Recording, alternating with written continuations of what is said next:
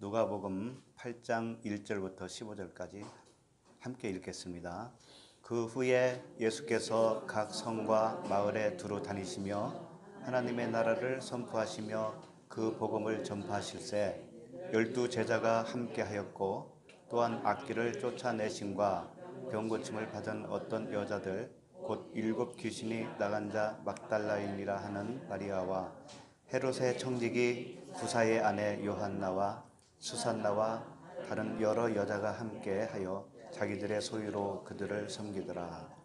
각 동네 사람들이 예수께로 나와 큰 무리를 이루니 예수께서 비유로 말씀하시되 씨를 뿌리는 자가 그 씨를 뿌리러 나가서 뿌릴새 더러는 길가에 떨어짐에 밟히며 공중의 새들이 먹어버렸고 더러는 바위 위에 떨어짐에 싹이 났다가 습기가 없으므로 말랐고 더러는 가시떨기 속에 떨어짐에 가시가 함께 자라서 기운을 막았고 더러는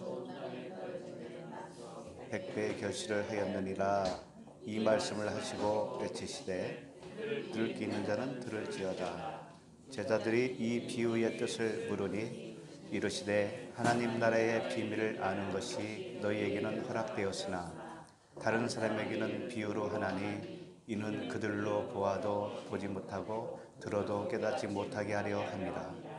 이 비유는 이러하니라. 씨는 하나님의 말씀이요 길가에 있다는 것은 말씀을 들은 자니 이에 마귀가 가서 그들이 믿어 구원을 얻지 못하게 하려고 말씀을 그 마음에서 빼앗는 것이요 바위 위에 있다는 것은 말씀을 들을 때에 기쁨으로 받으나 뿌리가 없어 잠깐 믿다가 시련을 당할 때에 배반하는 자요 가시떨기에 떨어졌다는 것은 말씀을 들은 자이나 지내는 중 이 생의 염려와 재물과 향락의 기운이 막혀 온전히 결실하지 못하는 자요 좋은 땅에 있다는 것은 착하고 좋은 마음으로 말씀을 듣고 지키어 인내로 결실하는 자니라. 아멘. 기도하겠습니다. 하나님 아버지 은혜를 감사합니다. 본래 맹인이요 기머거리였던 저희들을 눈과 귀를 열어주셔서 천국 백성으로 삼아주신 아버지께 찬양을 드립니다. 보아도 보지 못하고 들어도 깨닫지 못하던 저희들에게 하나님 나라의 비밀을 알도록 허락하신 아버지께 감사와 찬양을 드립니다. 오늘 이 시간에도 지혜와 계시의 영으로 함께 하셔서 말씀을 들을 때 아버지의 선하신 뜻이 무엇인지 분명하게 깨닫는 은혜를 허락하여 주시옵소서. 예수 그리스도 이름으로 기도드립니다. 아멘. 오늘 말씀 제목은 씨 뿌리는 비유예요. 씨 뿌리는 비유 말씀은 너무나 유명하기 때문에 달리 설교 안 해도 다 아실 겁니다. 보면 1절에서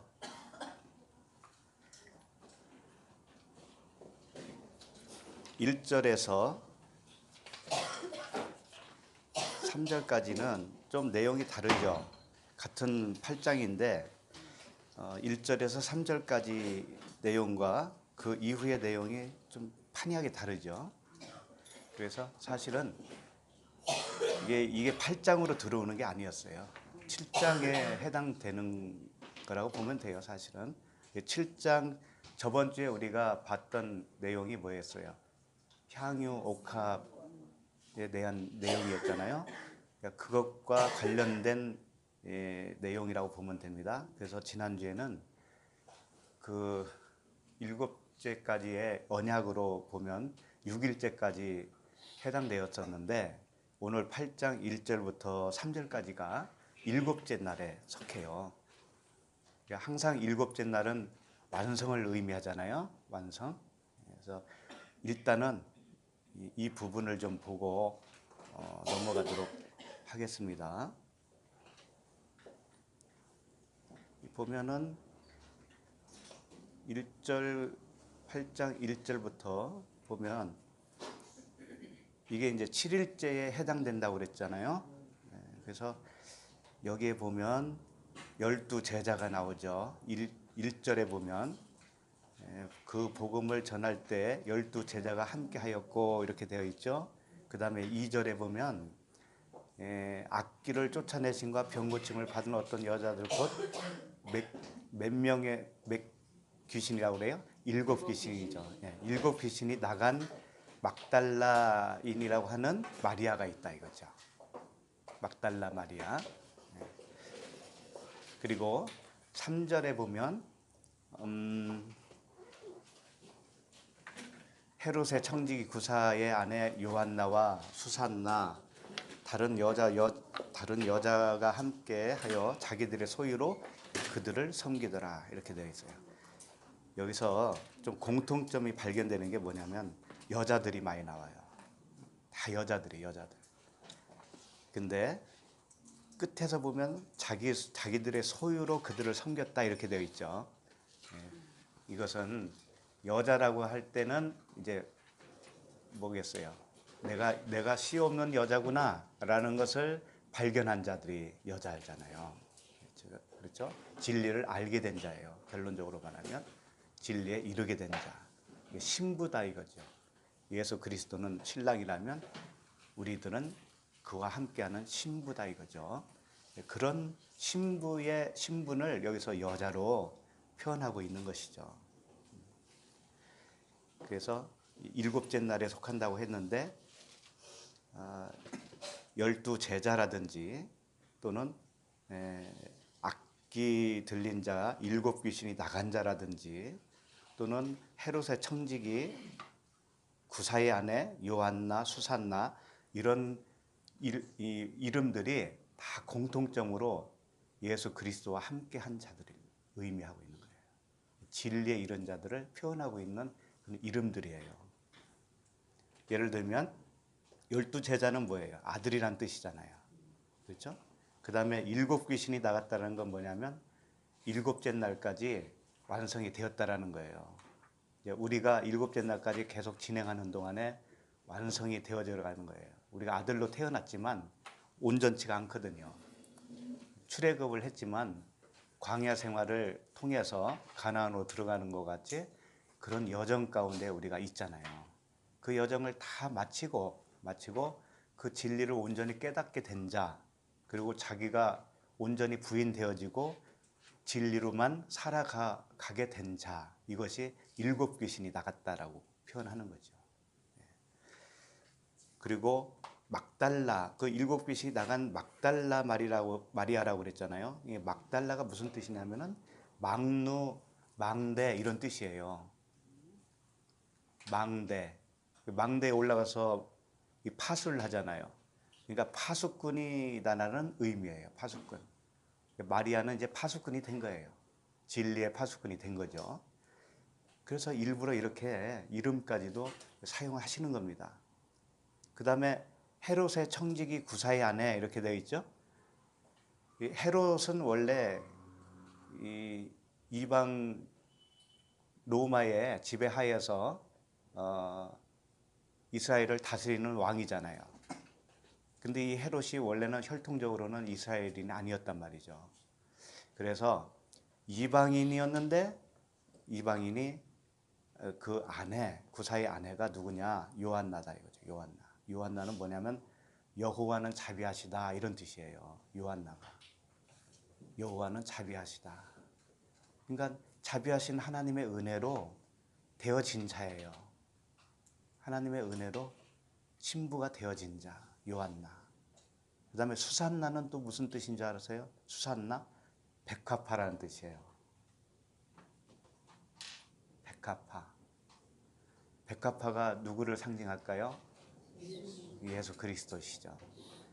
그렇기 때문에 이 모든 이름들이 결국은 예수 그리스도를 상징하고 있다라는 겁니다. 그래서 예수 그리스도인이라고 하는 것은 그리스도라고 하는 그분이 내 안에 들어오셔서 하나로 연합된 자. 그래서 나는 없고 그리스도로 살아가게 된 자. 이제 이런 자들이 자기들의 소유로 그들을 섬겼다 이렇게 되어 있어요. 제일 끝에 보면 3절 끝에 보면 자기 소유가 뭐겠습니까? 이제 7날까지 가면 원래 자기 소유는 다 버리게 되고요. 새로운 자기 소유가 들어와요. 그것이 진리죠. 그리스도라고 하는 진리예요. 그게 자기 소유가 된 겁니다. 그 안에 있는 것, 주님이 그랬죠. 안에 있는 것으로 구제하라. 처음에는 밖에 있는 것으로 구제를 열심히 하거든요. 내 안에 있는 것으로, 진리로 구제할 때 자기 소유라고 그래요, 그때. 그러니까 7날까지 다 온 사람들은 자기 것으로 구제를 하는데, 그 구제하는 자기 소유라는 것은 진리라는 거죠. 복음이라는 거예요. 그것으로 그들을 섬겼다, 이렇게 결론을 맺고 있습니다. 그래서 언약, 은혜와 진리의 말씀으로 섬기는 그 안식의 7째 날까지를 여기서 맺고 있어요.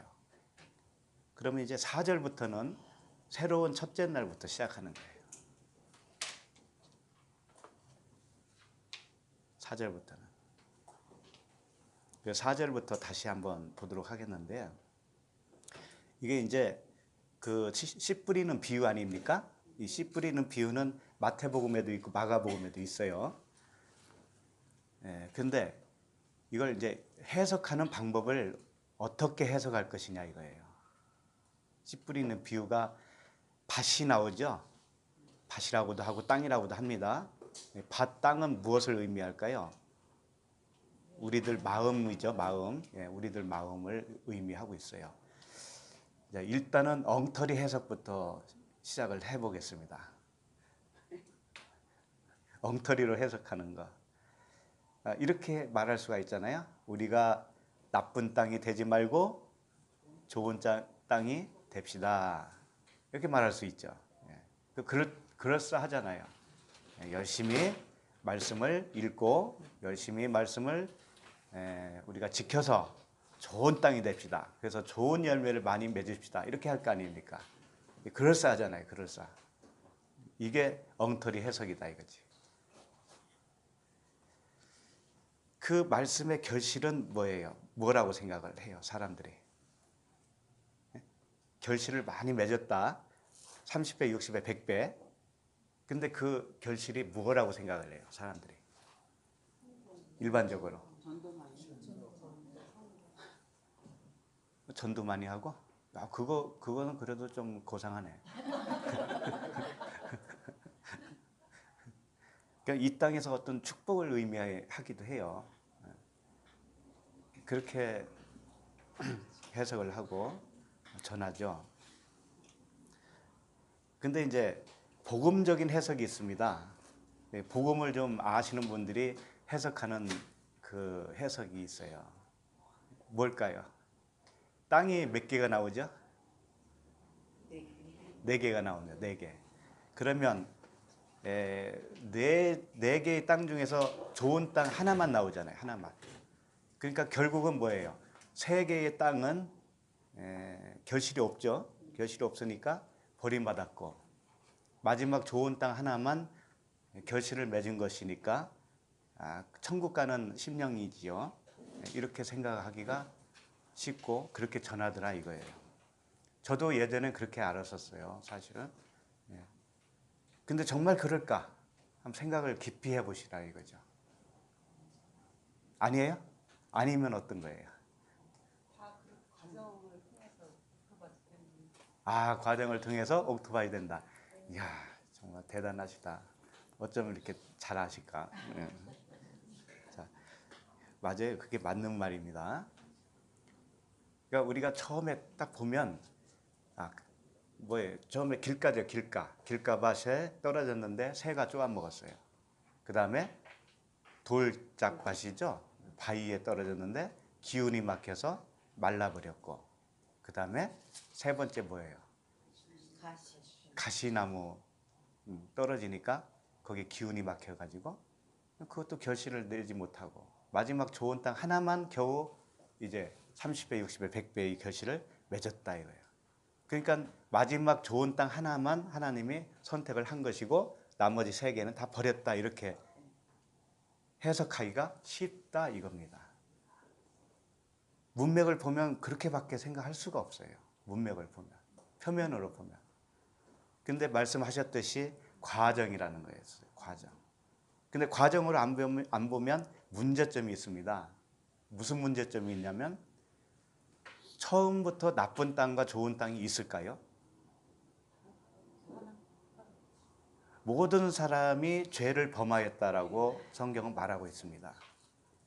로마서 3장 19절에 우리가 알거니와 무릇 율법이 말하는 바는 율법 아래에 있는 자들에게 말하는 것이네 이는 모든 입을 막고 온 세상으로 하나님의 심판 아래에 있게 하려 함이라. 그 다음에 뭐라고 하냐면 23절에 보면 모든 사람이 죄를 범하였음에 하나님의 영광이 이르지 못하더니 이렇게 되어 있어요. 모든 사람이 죄를 범하여서 하나님의 영광이 이르지 못해요. 그러면 그 말씀에 비추어 보면 모든 사람이 좋은 땅은 아니라는 거잖아요. 좋은 땅은 하나도 없었다는 거잖아요. 네. 그런데 세계의 땅은 나쁜 땅이고 좋은 땅은 하나 있다라고 말한다면 정말 앞뒤가 안 맞는다 이거예요. 이것만 봐서도. 그 로마서를 한번 보시도록 하죠. 3장 19절. 로마서 3장 19절.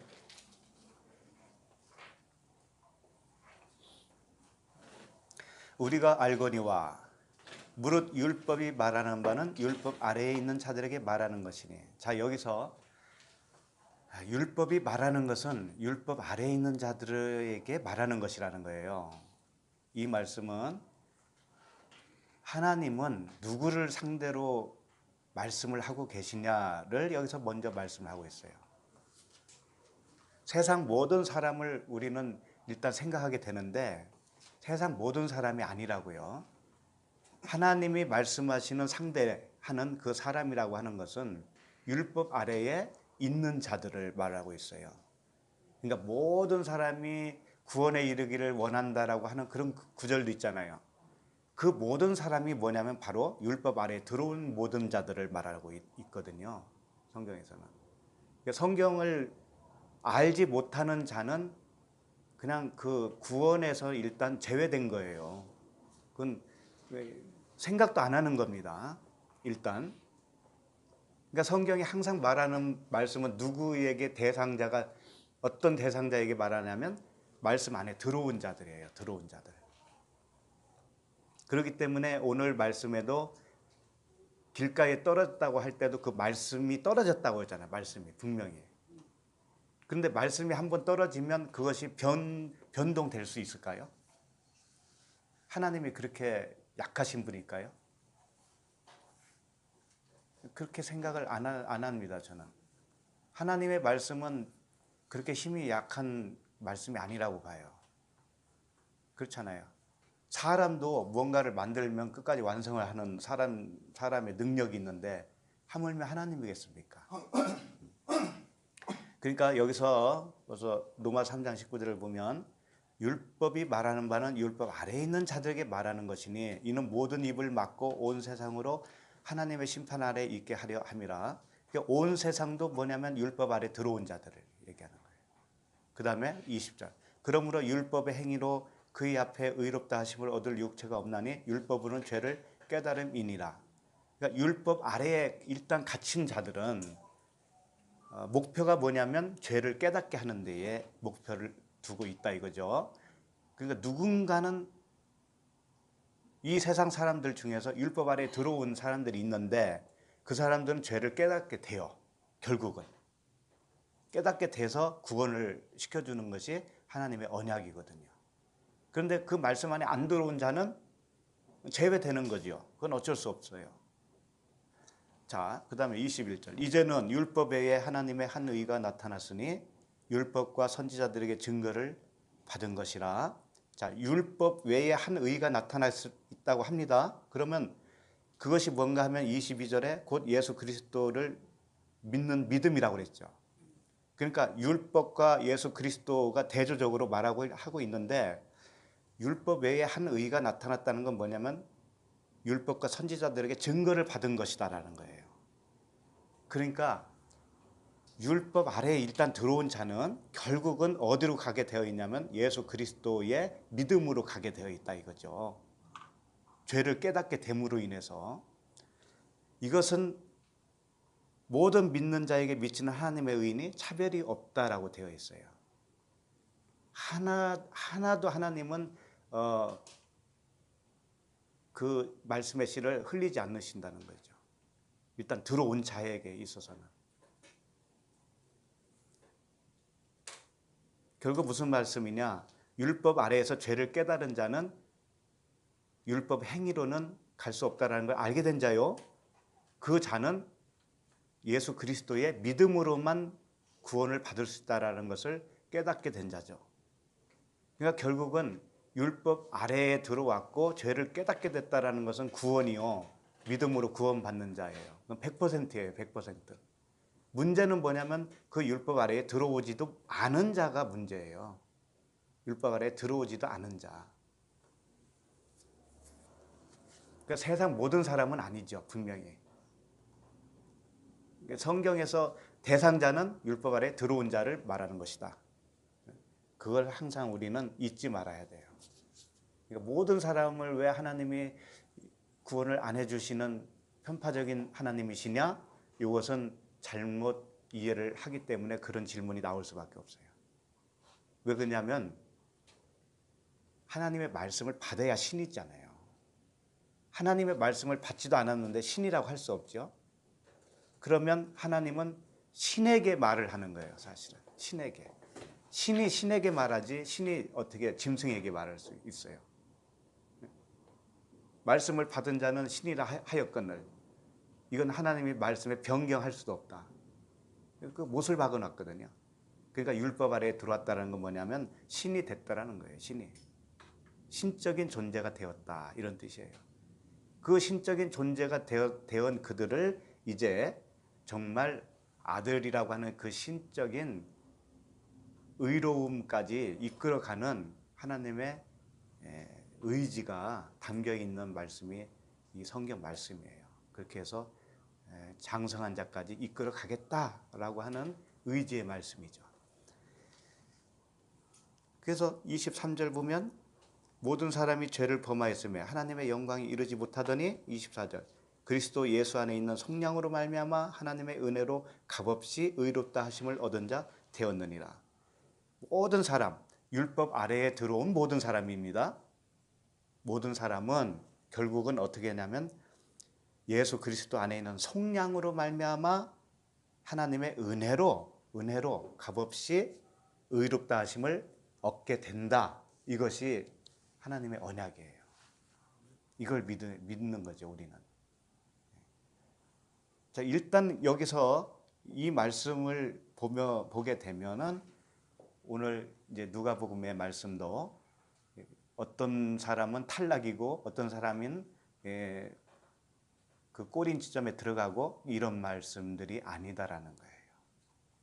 다 과정을 설명했다는 거예요. 과정. 그런 맥락에서 보도록 하겠습니다. 다시 누가복음 8장 1절부터 가겠는데요. 자, 성경 말씀을 좀 폭넓게 한번 좀 일단 보도록 하겠습니다. 8장 1절부터 3절까지는 이제 일곱째 날에 속했다고 이미 말씀드렸습니다. 그리고 4절부터는 이제 새로운 첫째 날부터 시작되는 거예요. 잘 보시면 4절이 첫째 날이에요. 4절. 4절은 뭐냐면 각 동네 사람들이 예수께로 나와 큰 무리를 이루니 예수께서 비유로 말씀하시되. 자, 큰 무리가 왔죠? 이건 애굽에 있는 이스라엘 백성들과도 같은 거예요. 애굽 땅에 섞여 있는 자들. 거기에 말씀을 뿌린 겁니다. 큰 무리에게. 이게 첫째 날이에요. 큰 무리에게 말씀을 뿌렸다는 것은 언약을 주신 거예요. 언약을. 약속을 주신 겁니다. 자, 이렇게 너희들을 구원할 것이다 라고 약속을 주시는 거예요. 이게 첫째 날입니다. 자, 그 다음에 둘째 날은 5절이에요.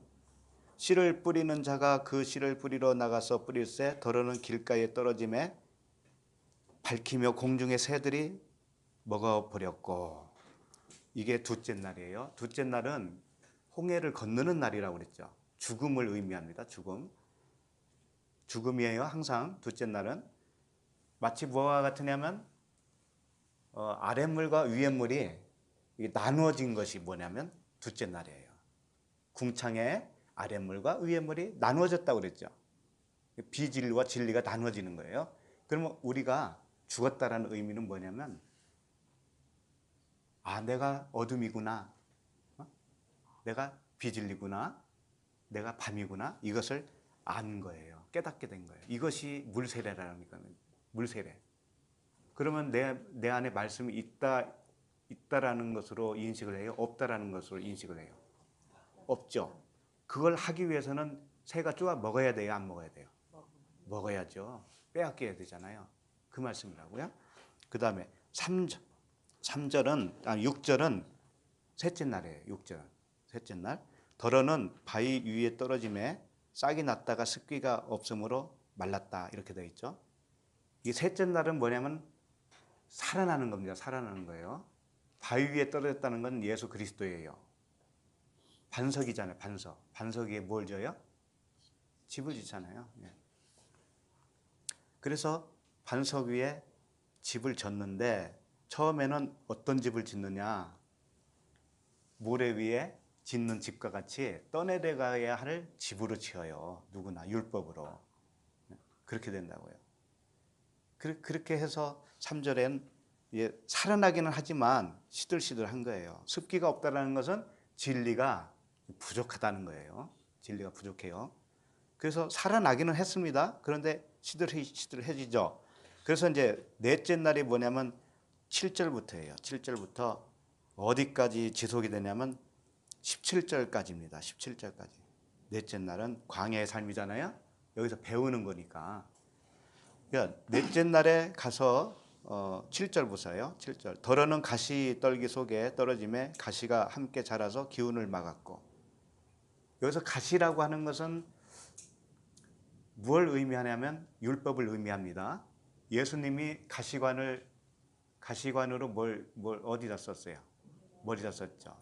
그래서 자신이 율법의 왕으로 되어서 죽어주시는 거예요. 그래서 가시 떨기. 떨어짐에 가시가 함께 자라서 기운을 막았고, 잘 알듯이 알곡과 가라지가 함께 자란다고 그랬죠. 그죠? 가시가 함께 자라는 거예요. 함께. 이게 광야의 삶이다 이거죠.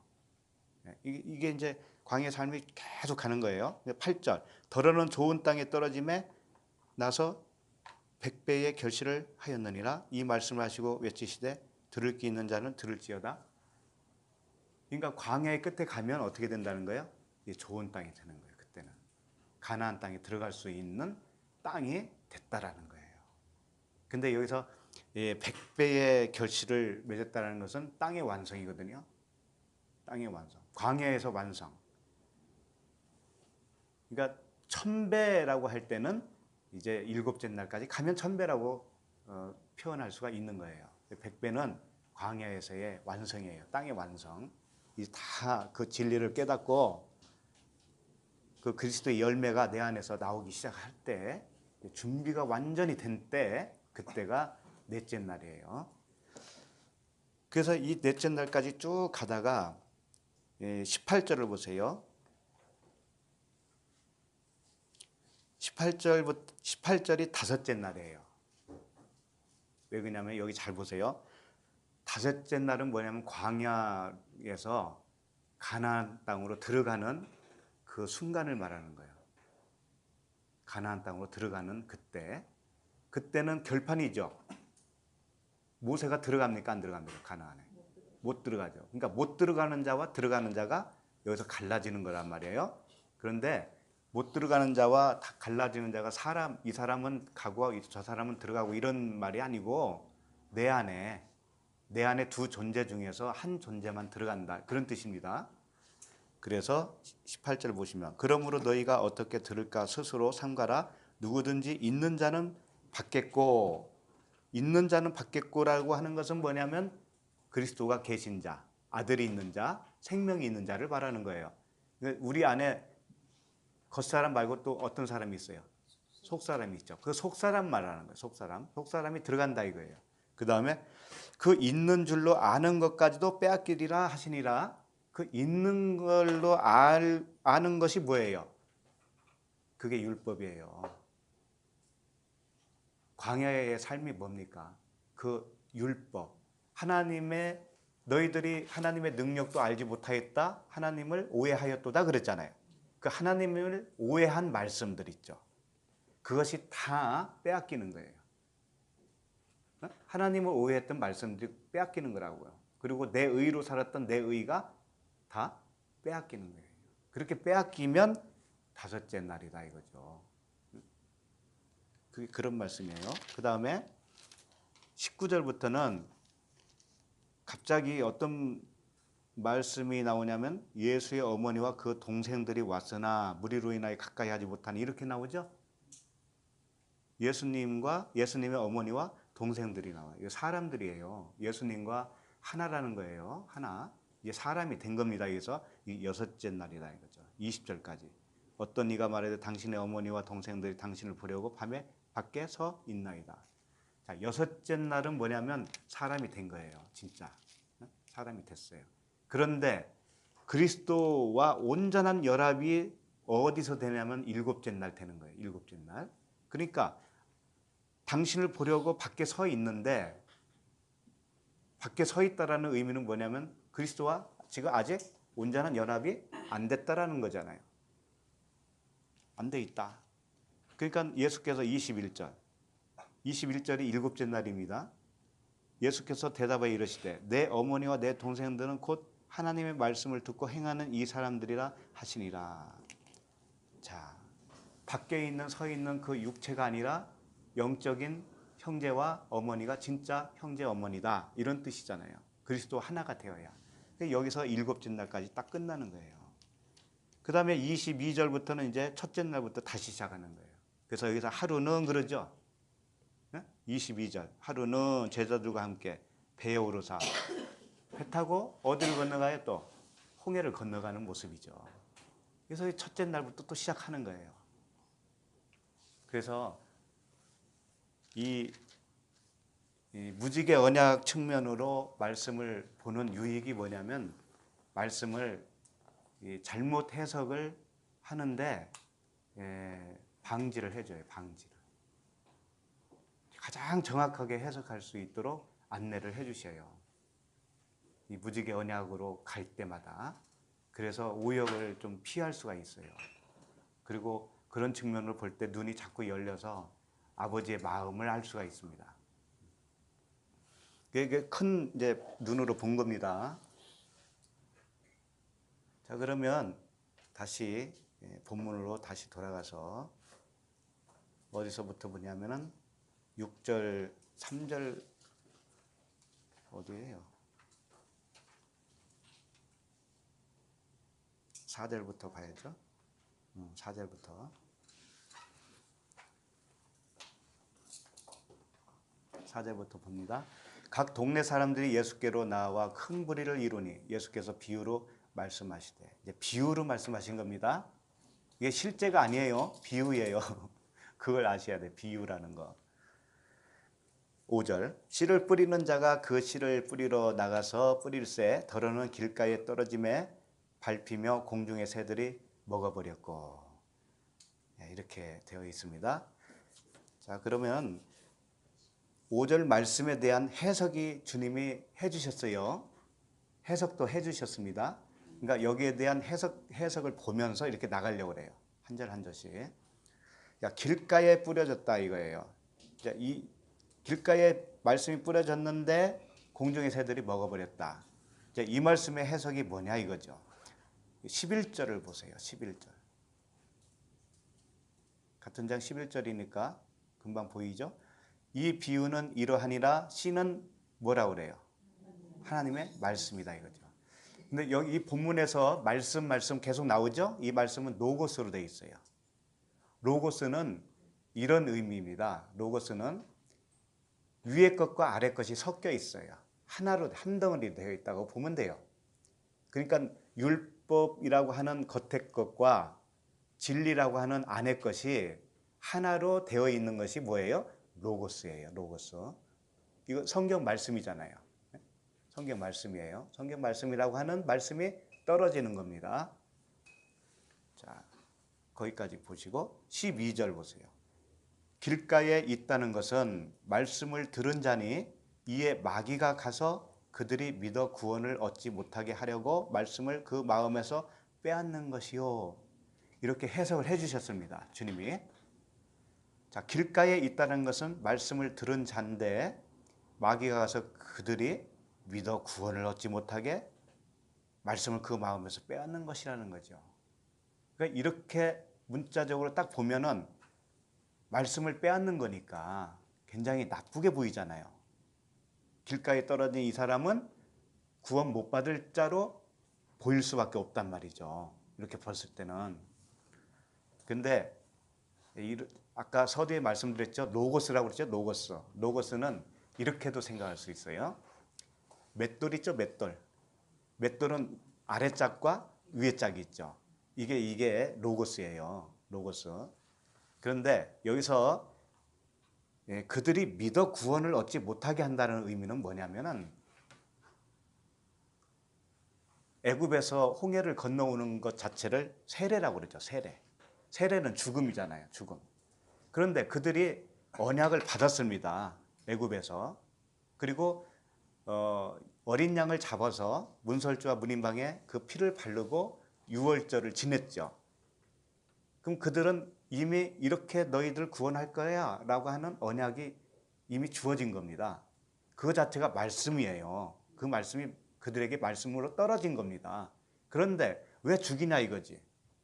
홍해를 건너면서 왜 세례를 통해서 죽이냐 이거예요. 세례는 죽이는 겁니다. 예수와 함께 죽는 거잖아요. 예수와 함께 죽고 예수와 함께 살아나는 거지요. 죽는 거예요. 근데 왜 말씀을 주었는데 왜 죽이냐 이거죠. 그것은 그 말씀을 통해서 내가 알고 있는 말씀이 죽어야 되는 것을 의미해요. 로고스를 주어졌는데 맷돌을 주었는데 한 짝은 뭐예요? 이 율법이라고 있잖아요. 그래서 그것이 죽어야 돼. 그래서 여기서 보면은 마귀가 갔다고 그랬죠. 마귀가 갔다고 했는데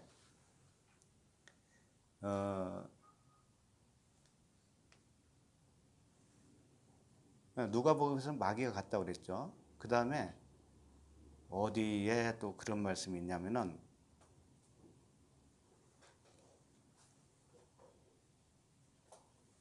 마태복음에 보면 악한 자가 와서 그 마음에 뿌려진 것을 빼앗았다고 되어 있어요. 악한 자. 그 다음에 마가복음에서는 사탄이라고 해서 사탄이 즉시 와서 이렇게 되어 있어요. 참 이게 여러 가지로 지금 묘사를 하고 있습니다. 누가복음에서는 마귀, 그 다음에 마태복음에서는 악한 자, 그 다음에 마가복음에서는 사탄 이렇게 되어 있어요. 그러니까 악한 자, 마귀, 사탄 하니까는 굉장히 우리 측면에서 우리의 그 지식으로는 사람의 지식으로는 이게 나쁜 것으로만 생각을 해요. 나쁜 것으로만. 마귀 사탄을 나쁜 것으로만. 근데 그게 아니에요. 율법 아래에 있는 자들에게는 율법 아래에서 종로를 타고 있는 것이죠. 그렇죠? 그러면 율법이 그에게는 뭐예요? 마귀잖아요. 그에게는 사탄이잖아요. 그걸 의미하고 있는 거예요. 그러니까 마귀가 가서 그들이 믿어 구원을 얻지 못하게 한다는 의미는 뭐냐면 자기의 믿음으로 구원을 얻지 못하게 해주겠다 이거예요. 나의 믿음. 이 피스튜라고 하는 단어인데 과거 능동형으로 되어 있어요. 그 의미가 뭐냐면 내 옛날에 가졌던 내 믿음, 내 안에서 유발된 믿음, 능동적으로 유발된 믿음, 소유를 하게 된 그 믿음이 아니고 나에게서 나온 믿음을 말하는 거예요. 그것으로 구원을 얻지 못하게 하기 위해서 마귀를 보냈다 이거예요. 그러니까 그렇게 되면은 어떻게 되냐면 마귀라고 하는 것이 율법이니까 그 율법으로는 죄를 어떻게 한다고 그랬어요? 깨닫게 한다고 그랬잖아요. 그럼 깨닫게 하면은 뭐냐면 말씀이 빼앗기는 거예요. 아, 내 안에 말씀이 없었구나. 내가 진리가 없었구나. 이렇게 되는 거 아닙니까? 그 자체를 이렇게 묘사한 것 뿐이에요. 그 마음에서 하나를 빼앗아 가는 거예요. 하나를. 두 여자가 맷돌을 갈고 있는데 한 여자는 데려감을 당한다고 그랬잖아요. 그런 것과 같은 맥락이라고요. 그래서 마태복음과 마가복음에서는 이렇게 묘사를 하고 있습니다.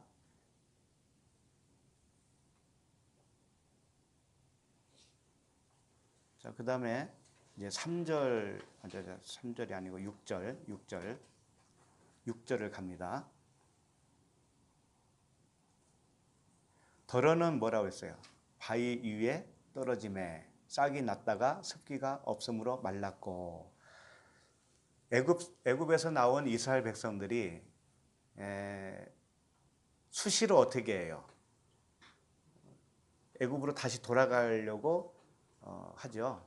그들이 불평을 하고 불평불만이 가득하잖아요. 그러니까 이 애굽을 건너와서 세례를 받고 다시 그 마라의 쓴물이 어떻게 돼요? 단물로 변하잖아요. 그 단물을 먹고 이 사람들이 살아나요. 이것이 상징적으로 셋째 날을 의미하고요. 셋째 날. 그 다음에 그것이 이제 구원받았다고 하는 증표예요. 살아난 거예요. 3일째 날에. 그러면 그게 바위 위에 떨어져서 싹이 났기는 났는데 습기가 없어서 말랐다라고 하는 그 표현을 통해서 태어나기는 했지만 온전치 못하다는 것을 여기서 설명하고 있는 거예요.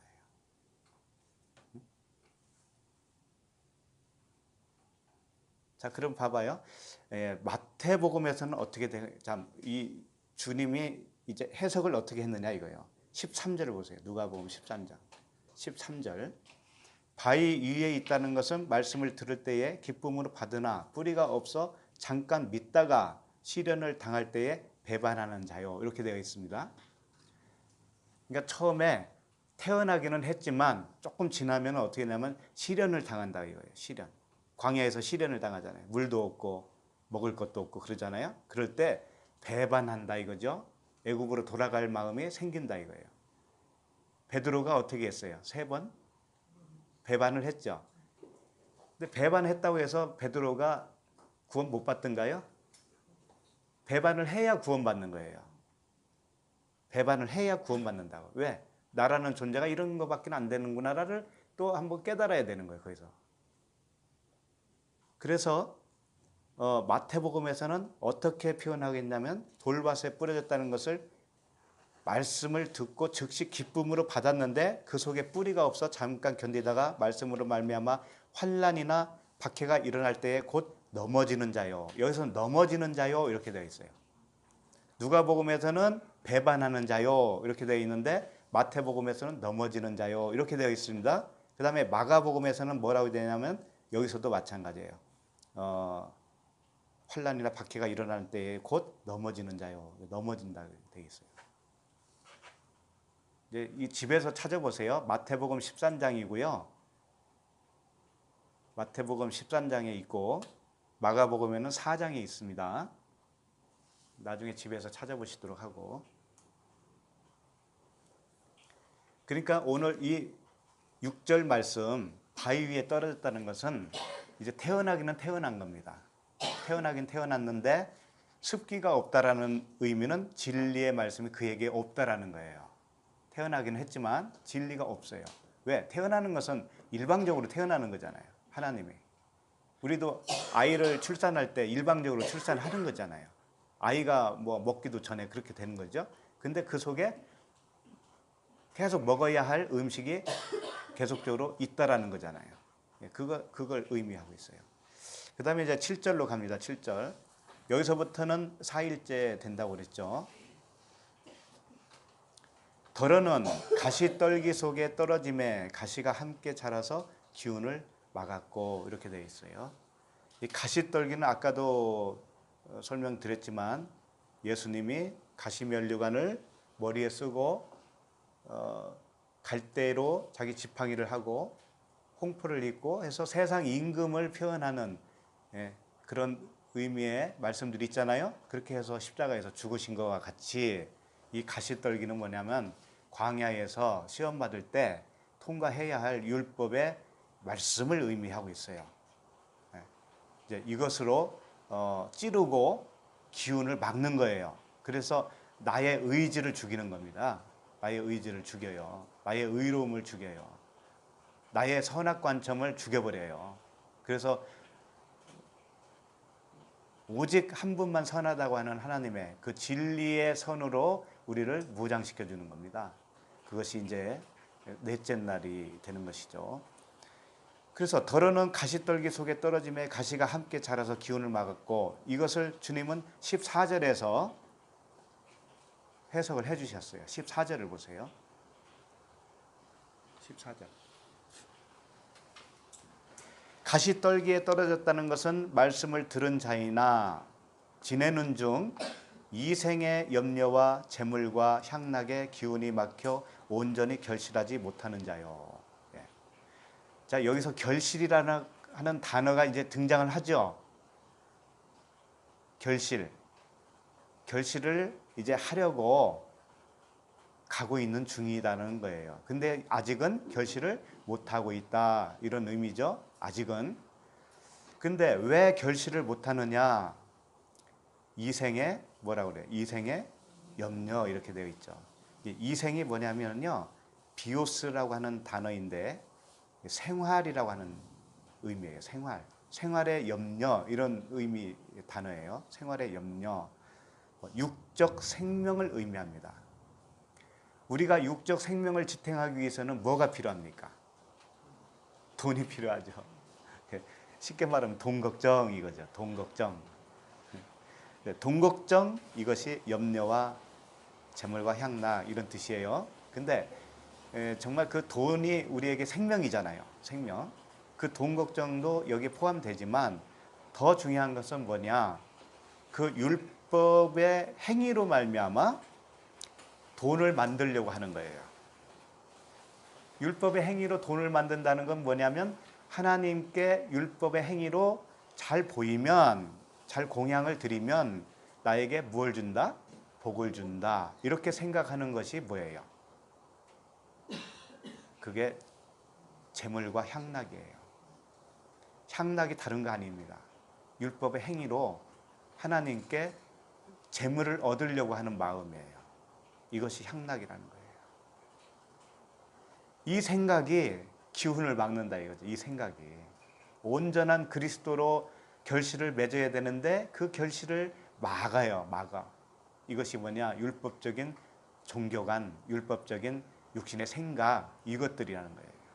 이것들이 순수한 그리스도의 생명을 막아요. 생명이 피어나는 것을 막아요. 근데 이것이 어떻게 되냐면 다 떠나가야 되잖아요. 예? 이것이 떠나가야 돼요. 그래서 떠나가는 과정이 광야의 삶일 수밖에 없다, 이거죠. 그런데 재미있는 게요, 마태복음에도 요 해석이 있을 거 아닙니까? 마태복음 13장 22절에 보면 이렇게 되어 있어요. 나중에 찾아보세요. 가시떨기에 뿌려졌다는 것은 말씀을 들으나 세상의 염려와 재물의 유혹에 말씀이 막혀 결실하지 못하는 자요, 이렇게 되어 있습니다. 근데 여기서 세상의 염려, 이렇게 되어 있습니다. 여기서는 누가복음에서는 어떻게 되어 있어요? 이생의 염려. 근데 단어가 달라요. 이생의 염려할 때 이생은 비오스라고 되어 있죠. 생활, 이 육적인 목숨을 말하는 거라면, 세상의 염려, 마태복음에서 나오는 세상의 염려할 때 세상은 아이온이라고 하는 단어를 썼어요. 아이온은 뭐냐면 영혼이라는 뜻이에요. 영혼. 쉽게 말해서 내가 영생을 얻는데, 예? 영생을 얻는데 염려를 한다는 거죠. 내가 영생을 얻으려고 내가 염려를 하고 있다는 거랍니까? 그 자체가 뭐라는 거예요? 기운을 막는다는 거예요. 놀랍지 않아요? 나 영생을 얻어야 되는데 큰일 났네. 근데 주님은 언약을 해주셨습니다. 이미 언약을 해주셨어요. 그거 받아들이면 되는 거 아니에요? 예, 받아들이면 염려할 거 있어요, 없어요? 없잖아요. 왜 받아들이지는 않고 염려만 하고 있어요? 그 왜 그런지 알아요? 재물의 유혹이 있기 때문에 그래요. 재물의 유혹이. 역시 율법의 행위로 해보겠다고 하는 자기의 관점이 있다라는 거예요. 자기가 그러니까 다 죽어야 된다라는 것은 뭐냐면 온전히 주의 언약을 받아들이는 데에 있는 거예요. 내 의지로는 되지 않는다라는 것을 절실하게 깨닫고 다 내려놓는 걸 말하는 거예요. 네, 그것이 십자가의 죽음이에요.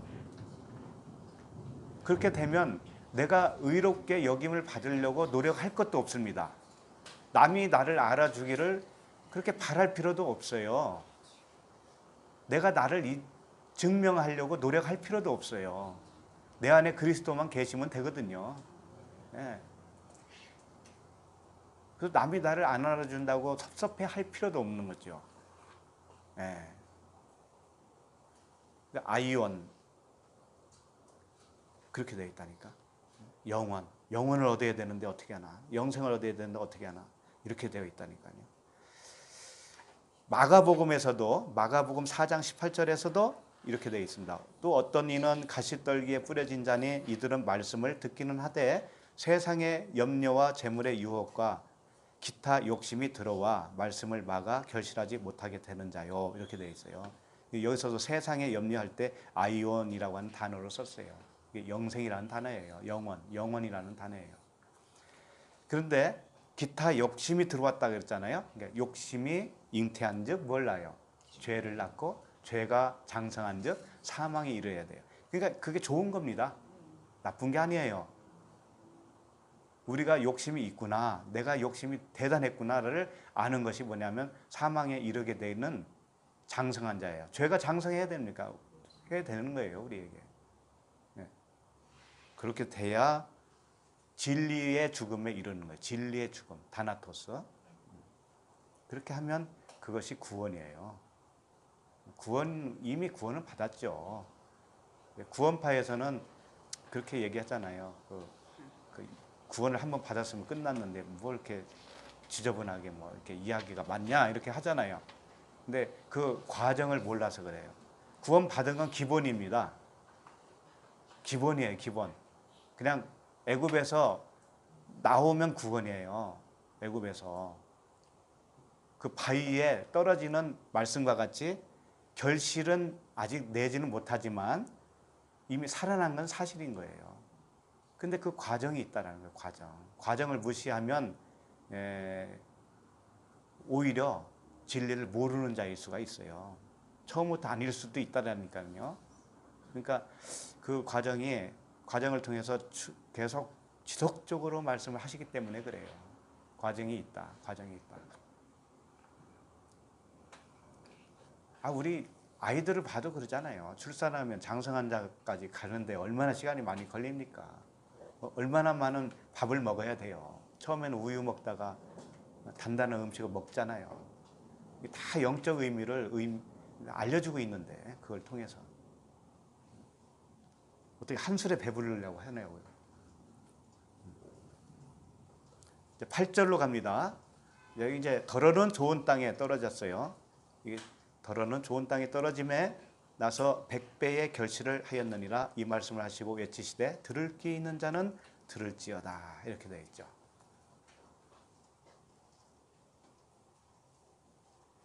자, 이걸 해석을 어떻게 했냐면 15절에서 해석을 해주셨습니다. 누가복음 15절, 8장 15절. 15절에 보면 좋은 땅에 있다는 것은 착하고 좋은 마음으로 말씀을 듣고 지키어 인내로 결실하는 자니라 이렇게 되어 있죠. 네. 자, 그러니까 좋은 땅에 있다라는 것은 착하고 좋은 마음으로 해야 되니까 내가 착한 마음으로 살아야 되는구나. 좋은 마음으로 살아야 되는구나. 아이고, 말씀을 잘 지켜야지. 우리 말씀대로 삽시다요. 이러잖아요. 근데 말씀대로 살아지는 사람은 봤어요? 네. 못 사는 거예요. 그 표면적인 말씀으로는 육체의 법이기 때문에 육체로는 이룰 수 없어요. 살인하지 말라라고 하는 것이 표면적인 말씀이잖아요.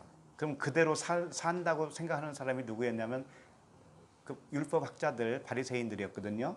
그들이 그 말씀대로 살았어요. 그런데 표면적으로 살았거든요. 그것은 표면적으로. 근데 주님이 오셔서 뭐라고 했냐면 마음으로 형제에게 욕만 해도 살인한 거다 이렇게 말씀을 해주셨단 말이에요. 그러니까 이제 그 말씀 듣는 순간에 모두가 뭐가 된 거예요? 죄인이 되어버렸잖아요. 모든 사람이. 그래서 그 한 사람으로 인해서 모든 사람이 죄인이 됐다 이렇게 표현하는 거예요. 그 죄인 만드시고 살려주시는 분이시죠. 그러니까 육체로는 그걸 할 수가 없습니다. 말씀을 지킬 수가 없어요. 근데 어떤 말씀에 의해서는 지켜줄 수 있냐면 성령의 법 안으로 들어가면, 율법에서 죽고 성령 안으로 들어가면, 성령이 오시면 성령의 법은 우리가 지켜진다 이거죠. 왜? 그분이 이끌어 가시니까. 그분이 이끌어 가시니까. 우리의 육체의 법이 아니었거든요. 하나님의 법은 육체의 법이 아니다 이거죠. 육체의 법은 육체가 잘 이뤄야 지켜야 되는 것이 육체의 법입니다. 그게 율법이었어요. 근데 성령의 법은 뭐예요? 생명만 가지고 있으면 성령의 법을 지킨 거예요. 네? 생명만 가지면 얼마나 쉬워요. 근데 생명 갖는 건 뭐예요? 언약을 믿는 거 아닙니까? 언약을 받아들이는 거 아닙니까? 그래서 누가복음에서는 좋은 땅에 있다는 것은 착하고 칼로스, 착하다, 칼로스, 좋다, 아가토스 이렇게 되어 있어요. 칼로스, 아가토스가 토브예요, 토브. 토브. 하나님 보시기에 좋았다라고 하는 거예요. 그것은 하나님만이 해줄 수 있습니다. 하나님만이 해줄 수 있어요. 그리고 마음으로 말씀을 듣고 지킨다라고 하는 것도 내가 행동으로 지켜낸다는 의미가 아니라 마음으로 내 안에 간직한다라는 그런 단어입니다. 테레오라고 하는 지킴. 그리고 인내로 결실하는 자다. 그러니까 광야의 삶을 지나오는 동안에 인내로 결실을 하는 것인데 그것이 내가 참고 견디는 의미가 아닙니다. 견뎌지는 거예요. 그분의 은혜로 견뎌지고 그분의 은혜로 결실을 맺게 된다라는 의미예요. 전부 다. 나도 모르게 그냥 건너가는 거예요. 나도 모르는 사이에. 그리고 이 해석을 마태복음 13장 23절에서 주님이 또 해석을 해주셨어요. 어떻게 했냐면 좋은 땅에 뿌려졌다는 것은 말씀을 듣고 깨닫는 자니, 여기서는 깨닫는 것으로 말씀을 했어요. 누가복음에서는 좀 길게 했잖아요. 착하고 좋은 마음으로 말씀을 듣고 지키어 인내로 결실하는 자니라 이렇게 되어 있죠. 이것을 하나로 뭐라고 되어 있냐면 깨닫는 것이다 이렇게 되어 있다고요. 마태복음에서는 깨닫는 것이다. 어떻게 깨닫느냐가 중요하겠지만 깨닫는 것이 뭐냐면 결실을 내는 것이다. 이렇게 되어 있어요. 그리고 똑같은 병행 구절이 있는데 마가복음에서는요. 마가복음 4장 20절에서는 이렇게 해석을 해 주셨습니다.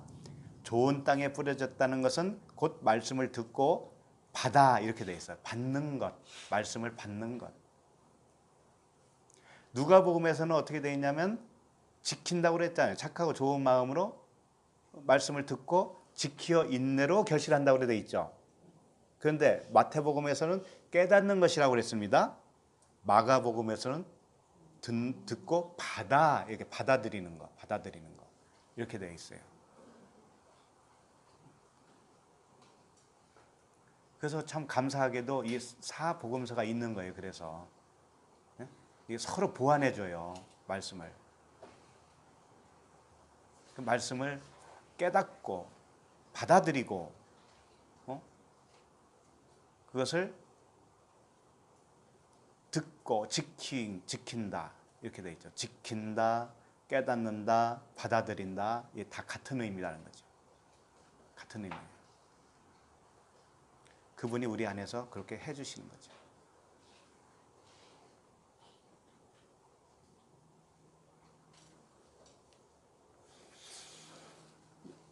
그러니까 결국은 첫째 날 그 길가에 떨어졌다라고 하는 그때부터 시작을 해서 좋은 땅에 결실을 맺는 데까지 이 과정을 설명하고 있습니다. 과정. 그래서 복음은 가장 우리에게 알기 쉽게 하나님이 주셨습니다. 언약으로 주신 거예요. 내가 해줄 테니 너는 너 있는 거, 네가 가지고 있는 거 버리고 내가 새롭게 입혀주는 옷을 입어라. 네, 그거예요. 그렇게 간단한 겁니다. 간단한 거. 내가 스스로 억지 부리면서 살려고 하면 굉장히 그 말씀을 못 알아들은 것이고 그 말씀을 지키지 못한 것이고 받아들이지 못한 겁니다. 억지로 살면 안 돼요. 흐르는 대로 살아야 돼요. 물 흐르는 대로. 자, 그러면 9절을 한번 보시겠습니다. 9절. 9절을 보시면 제자들이 이 비유의 뜻을 물으니 10절 이르시되 하나님 나라의 비밀을 아는 것이 너희에게는 허락되었으나 다른 사람에게는 비유로 하나니 이는 그들로 보아도 보지 못하고 들어도 깨닫지 못하게 하려 함이라. 이렇게 되어 있어요. 그러니까 이 비유, 제자들이 이제 이 비유를 뜻을 잘 못 알아들었으니까 이 뜻을 이제 알려달라 이렇게 물어본 거죠. 그러니까 예수님이 알려주기 전에 어떤 말씀을 먼저 했느냐? 이 비밀을 알도록 허락받은 자가 있고 허락받지 못한 자가 있다 이렇게 표현을 해주셨죠. 그리고 나서 보지 못하고 들어도 깨닫지 못하게 하려 합니다. 자, 이 말씀을 딱 보면 주님이 고의적으로 이렇게 하시는 것처럼 보이잖아요. 어떤 사람은 이 비유를 못 알아들어서 구원에서 탈락시키고 어떤 사람은 이 비유를 알아들어서 구원 안으로 들어오게 하고 그렇게 하기 위해서 일부러 비유로 말씀하시는 것처럼 말씀을 했잖아요. 근데 그렇게 보기보다는 이런 얘기예요. 우리의 능력으로는 이 비유를 풀 수 있습니까? 없습니까? 없죠. 그럼 우리의 능력으로 말씀을 이해할 수 없다라는 것이죠. 말씀을 우리 능력으로 할 수 없으니 우리 힘으로는 어떻게 된다는 거예요? 구원을 받을 수가 없다라는 거잖아요. 그러니까 우리에게는 능력이 전혀 없다라는 것을 깨닫게 해주시기 위해서 우리의 능력으로는 될 수가 없어요. 아무리 성경 백독을 해도 성령께서 열어주시지 않으면 알 수가 없다. 알 수가 없어요. 그래서 그걸 깨닫게 하기 위해서 이것도 은혜인 거예요. 그래서 내가 은혜로만 구원한다라는 것을 지속적으로 가르쳐주기 위해서 그런 거예요. 그래서 오직 보게 하시고 깨닫게 하시는 아버지의 은혜만을 강조한 말씀이다 이거예요. 누구는 탈락시키고 누구는 합격시키고 하기 위해서라기보다는 그 은혜라고 하는 것을 강조하기 위해서 말씀을 한 구절 좀 봤으면 좋겠습니다. 신명기 29장 2절을 좀 보시도록 하겠습니다.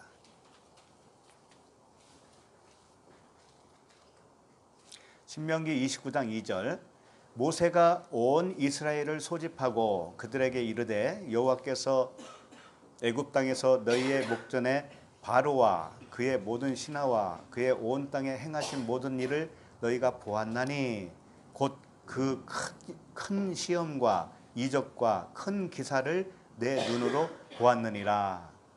이제 애굽에서 10가지 재앙을 내리셨단 말이에요. 그것을 온 애굽에 있는 모든 백성들이 봤을 거 아닙니까?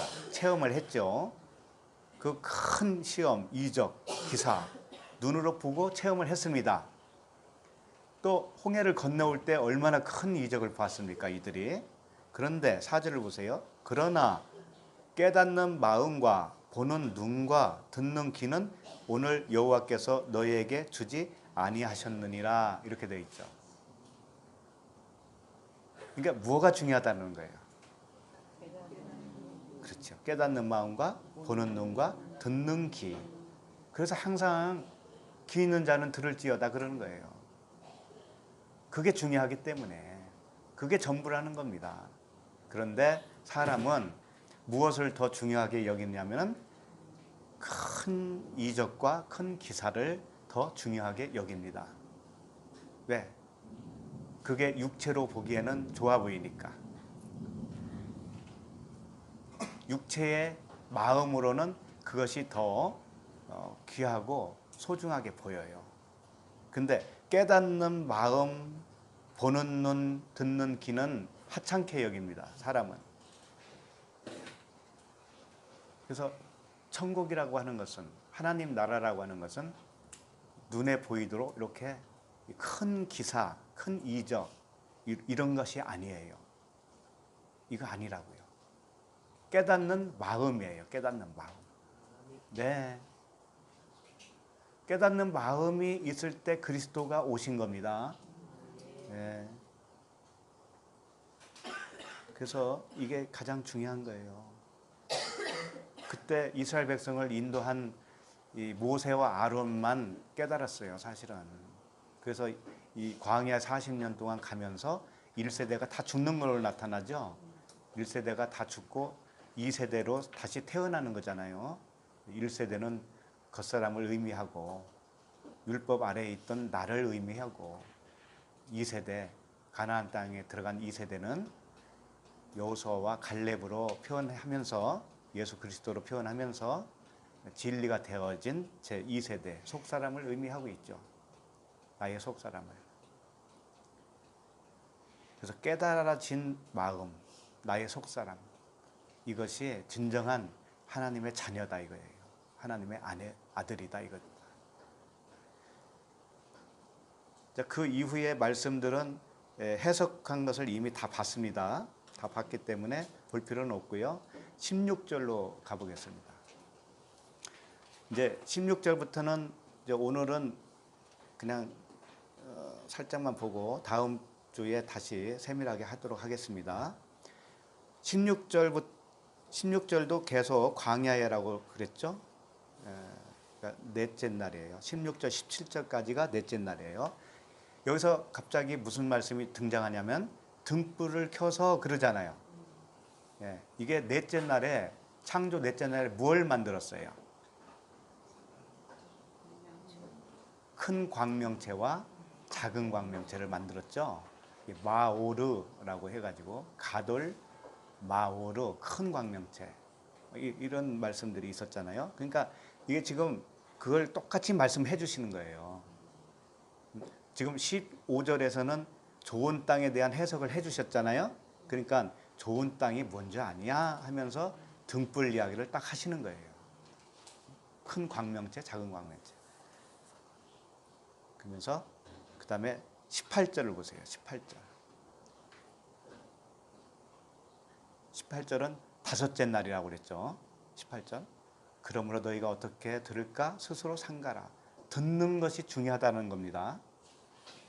광야의 삶을 마치고 가나안 땅으로 들어가는 것은 어디에 판가름이 나냐면 듣는 거예요. 듣는 거. 듣는 거. 듣고 스스로 삼가라 그러죠. 스스로 삼가라. 누구든지 있는 자는 받겠고 없는 자는 그 있는 줄로 아는 것까지도 빼앗기리라. 그 있는 줄로 아는 것이 뭐냐면 내가 알고 있다라고 하는 거, 그거예요. 그거 다 빼앗기게 된다는 거죠. 잘못된, 오해된 것들, 나의 육신의 생각들, 기준들, 이런 거예요. 그렇게 하면 다섯째 날이 돼요. 그 다음에 19절. 예수의 어머니와 동생들이 왔어요. 갑자기. 무리로 인하여 가까이 하지 못하니. 20절. 어떤 이는 알리되 당신의 어머니와 동생들이 당신을 보려고 밖에 서 있나이다. 자, 웬일로 왔는지는 몰라요. 그런 이유 아무것도 써 있지 않아요. 예수님의 어머니와 동생들이 찾아왔다라는 것만 나와요. 이게 뭘 의미하겠습니까? 이제 가나안에 들어가니까 사람이 된 거예요. 여섯째 날에 뭘 만들었어요? 사람을 만들었잖아요. 사람을. 드디어 사람이 되었다. 이게 여섯째 날이 19절, 20절이라는 거죠. 일곱째 날은 21절. 예수께서 대답하여 이르시되 내 어머니와 내 동생들은 곧 하나님의 말씀을 듣고 행하는 이 사람들이라 하시니라. 하나님의 말씀을 듣고 행한다고 할 때도 이 행한다고 하는 것이 포이에오, 되어졌다라는 뜻이에요. 되어짐, 존재가 되어졌다, 그런 뜻입니다. 그래서 이렇게 일곱째 날까지 마치게 되어지는 거예요.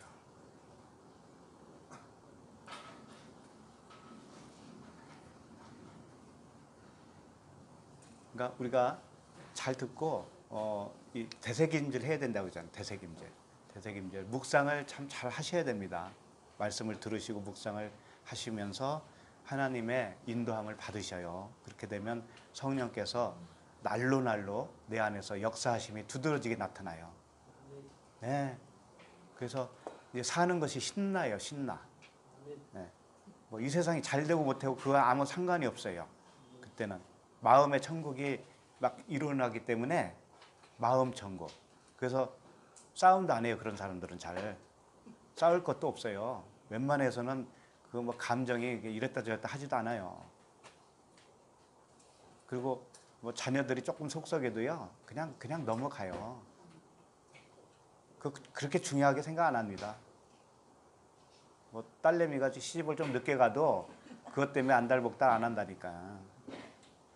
그렇게 하면 할수록 어떻게 해요? 딸내미만 스트레스 받고 병 나고 그러지.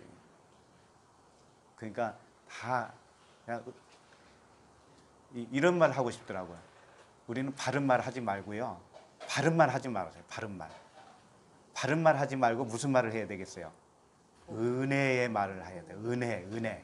하나님은 은혜잖아요. 은혜로 우리를 용서해주고 은혜로 그렇게 다 베풀어 주시고 은혜로 아들로 삼아 주셨는데 우리는 뭘 어떻게 하려고 그래? 자꾸 바른 걸 가르쳐 주려고 그러지. 바르게 살아라.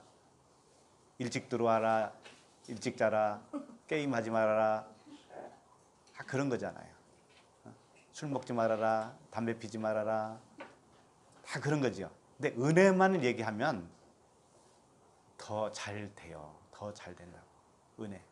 이게 원리예요, 원리. 그러니까 바른 말 하지 맙시다, 우리. 네, 은혜의 말만 합시다. 네, 기도하겠습니다. 하나님 아버지, 은혜를 감사합니다. 애굽에서 가나안까지 저희들을 인도하실 때 처음엔 표적과 이적으로, 그 다음엔 하나님을 아는 지식으로, 그 다음엔 모든 말씀을 십자가의 언약으로 깨닫게 하시는 그 은혜에 감사와 찬양을 드립니다. 예수 그리스도의 십자가만 전하며 그리스도의 십자가만 알기를 원하며 그리스도의 십자가만을 자랑하는 우리 모두가 될 수 있도록 도와주시옵소서. 예수 그리스도의 이름으로 기도드립니다. 아멘. 네, 하나님께 영광의 박수.